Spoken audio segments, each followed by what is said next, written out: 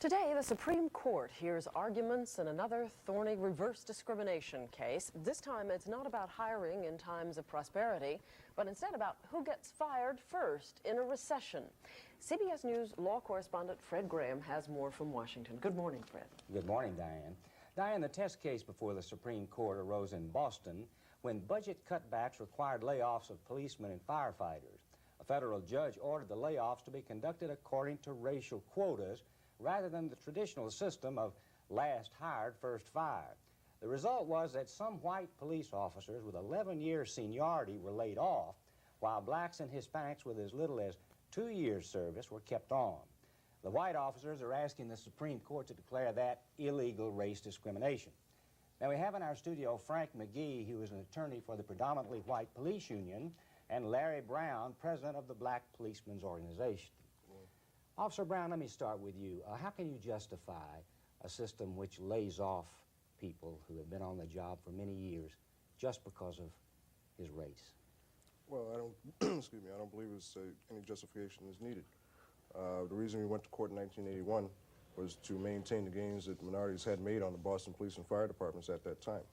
Well, that's pretty hard-hearted to say that no justification is needed for race discrimination just because it's a different race, well, if I understand you properly. Well, we don't believe it's discrimination, reverse discrimination, or any other word that you want to use.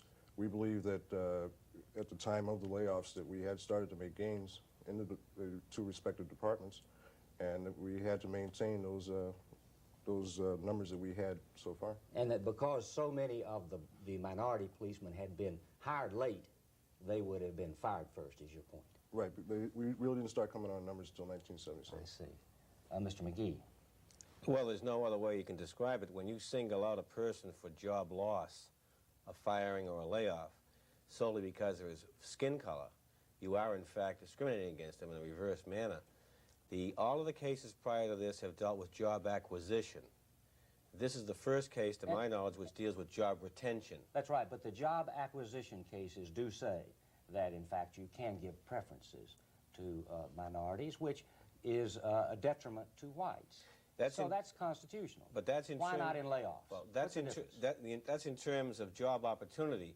When you have a man with 12 years service and you say to him, you must go out the door solely because you're white, and he has a family and mortgages and car payments and every other kind of thing that every one of us has in this country, and he's to lose his job solely because of his skin color, it seems to me that that is in direct violation of his constitutional right not to be stripped of a job without due process. Now, Officer Brown makes the point, and it's valid, that because most of the Hispanic and black officers were taken on recently pursuant to a court order, they would have been wiped out most of those gains.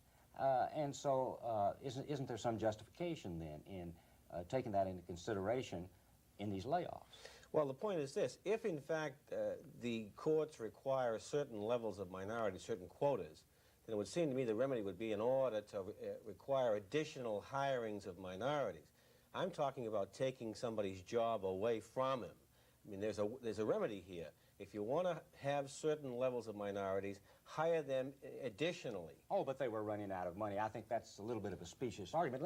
Let me though finish here, Officer Brown. It sounded to me a little hard-hearted when you said, well, you don't have to justify laying off a person because of his race, because he's white.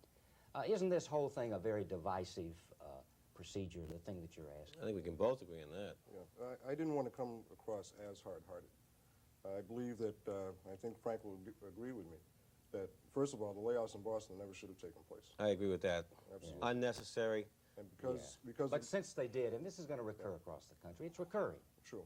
But so is it worth it? Is the divisiveness, the racial animosity worth all this? No, it's never worth it. Could I also add to that? I think Larry's 100% right.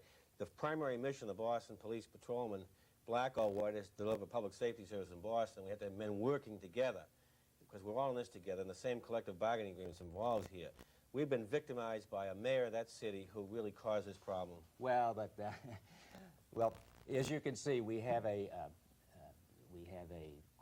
question here that the two sides don't agree on, except that it would go away if there were jobs enough for all. Thank you very much, Attorney Frank McGee. Thank you. And Officer Larry Brown. Thank you. And back to you, Diane. Thank you, Fred. Gentlemen.